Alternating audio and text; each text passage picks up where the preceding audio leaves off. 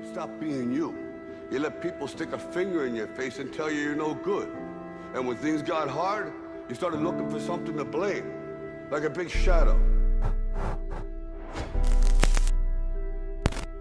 The least we can do is consider what we've done and individually, collectively do the best we can to try and turn this thing around. I blame no one. I look in the mirror. On the other side of it, what an opportunity we have, because tomorrow's the first day of the rest of our lives. So what an opportunity we have.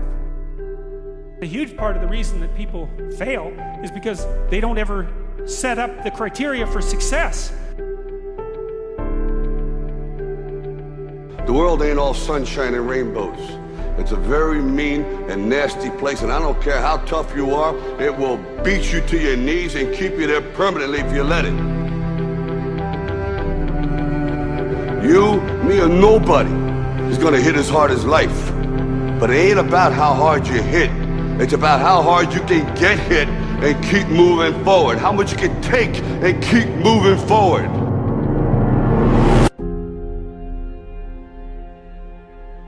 Every failed experiment is one step closer to success. You've got to take risks.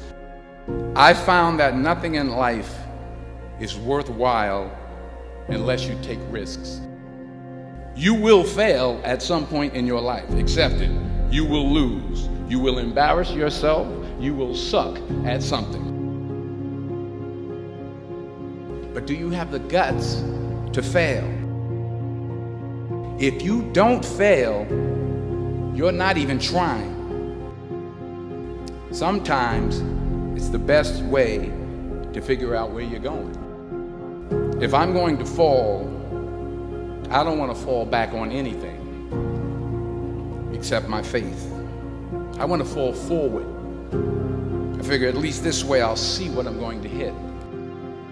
There is no passion to be found playing small and settling for a life that's less than the one you're capable of living.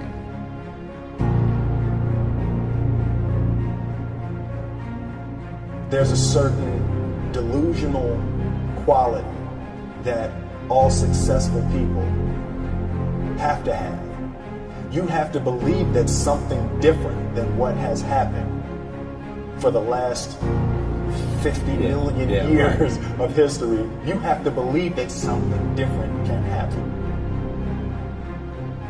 The road to success is through commitment and through the strength to drive through that commitment when it gets hard. And it is going to get hard and you're going to want to quit sometimes, but it'll be colored by who you are and more who you want to be. Since success is a very narrow line and very unlikely, the probability that you're going to stumble on it randomly is zero. And so there's a proposition here, and the proposition is, if you actually want something, you can have it. Did you think, I need to pack this in? No, I don't ever give up. I mean, I'd have to be dead or completely incapacitated. Why do you care about somebody else's opinion? He told me you're in charge of your own destiny. He said you're in competition with yourself. The day that you give up on you is the day that you gave up on your dream. So if you're in the business of giving up on your dream, then I don't want to be in the business of being your friend. I think you're talented, so why don't you stay true to what you believe that you can do? And it was words like that that really made me get that skin, that thick skin to deal with Hollywood and rejection.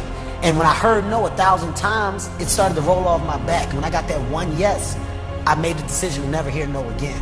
So it's those stories that really would help that younger generation that's coming up in that business to say, you know what, I'm going to stay true to my dream because there is a light at the end of the tunnel. And I'm pure prime example of that light. I've been in the business 19, 20 years, man, and that last 5 to 6 has been successful. Failure is wonderful. You want to hit home runs?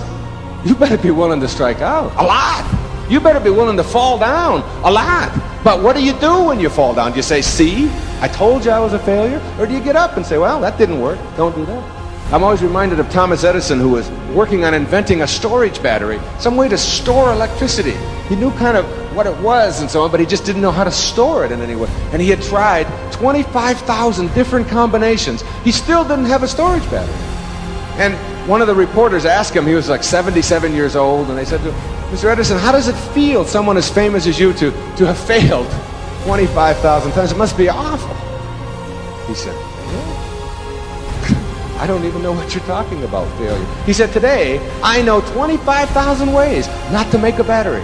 Failure is only bad when you equate it with your self-worth. When you say, because I fail at something, that makes me a failure as a person. The healthiest place you can get to is the place where you're willing to try anything. Healthy people will try virtually anything. And they're not afraid. They don't live by their customs. They don't live by their traditions and the rules. For me, failure is something that you should be afraid of. It should be afraid of. But that's why you should go out there and challenge yourself to fail. Because if you're not failing at something, that means you've set your goals to pass, to succeed at everything you do, which means you're not setting your goals high enough. So for me, okay, I'm gonna go out and break the Guinness Book of World Record for pull-ups. Lofty goal, which is why I failed it twice before I finally got it. I knew going into everything I've ever done in my life, Navy SEAL training 3 times before I got it. Everything I've ever done in my life took me 3 times before I got it. I knew that there was a huge possibility of failure. But what I gained from failure is this. When you see a movie, and you watch a movie about a person who keeps failing, and at the end, they succeed. How do you feel after you watch that movie? Amazing, right? Yeah. I become the movie. I want to feel how I feel watching someone else in the movie.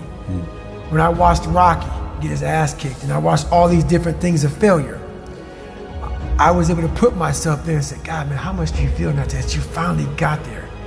That's what failure has done to me. I've watched so many things and watched someone succeed at the end of it. It's like, God, I want to feel like that.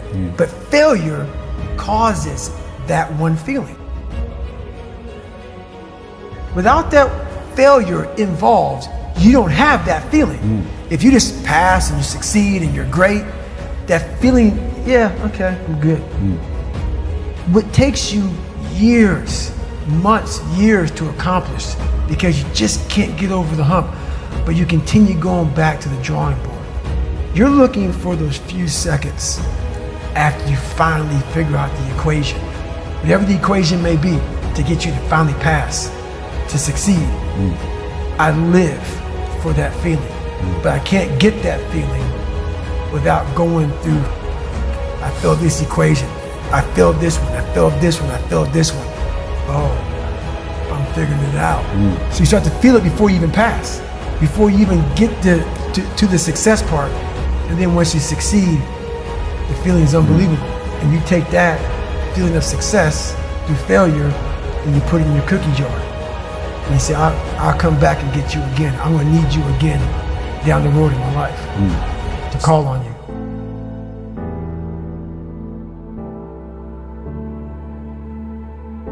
You know, it's always a little bit frustrating to me when people have a negative relationship with failure. Failure is a massive part of being able to be successful. You have to get comfortable with failure. You have to actually seek failure. Failure is where all of the lessons are. You know, when you go to the gym and you work out, you're actually seeking failure. You want to take your muscles to the point where you get to failure, because that's where the adaptation is. That's where growth is. Successful people fail a lot. They fail a whole lot more than they succeed, but they extract the lessons from the failure and they use that, the energy, and they use the wisdom to come around to the next phase of success. You gotta take a shot. You have to live at the edge of your capabilities.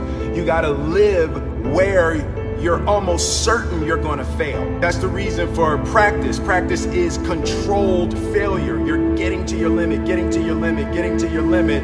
You can't lift that, you can't do that, until you get to the point that all of a sudden your body makes the adjustment and then you can do it.